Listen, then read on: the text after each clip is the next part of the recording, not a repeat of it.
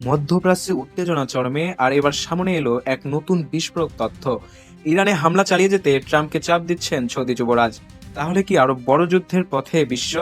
মার্কিন president Donald ট্রাম্পকে ইরানের সামরিক অভিযান চালিয়ে যেতে চাপ দিচ্ছেন মোহাম্মদ বিন সালমান।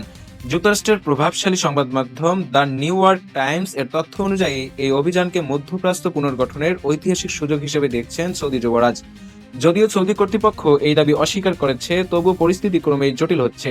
এদিকে ইরান দাবি করেছে তারা বেন গুরিয়ন বিমানবন্দর এর কাছে হামলা চালিয়েছে। একই সঙ্গে হাইফা অঞ্চলেও আঘাত হানা হয়েছে বলে জানানো হয়েছে। অন্যদিকে তেহরান ও ইস্পাহান এ বিস্ফোরণের শব্দ শোনা গেছে, যা নতুন করে উত্তেজনা বাড়িয়েছে। পরিস্থিতির মধ্যে ইরানের নতুন জাতীয় নিরাপত্তা প্রধান হিসেবে দায়িত্ব পেয়েছেন বাকের জোলকাদর, যিনি দীর্ঘদিন ধরে দেশটির নিরাপত্তা কাঠামোর গুরুত্বপূর্ণ ব্যক্তি। এছাড়া লেবানন ইরানের রাষ্ট্রদূতকে দেশ ছাড়ার নির্দেশ দিয়েছে, যা কূটনৈতিক উত্তেজনার নতুন ইঙ্গিত দিচ্ছে। মধ্যপ্রাচ্যে যুদ্ধের আগুন আরো ছড়াচ্ছে। এখন প্রশ্ন একটাই, এই সংকট কি বিশ্বযুদ্ধের রূপ নেবে?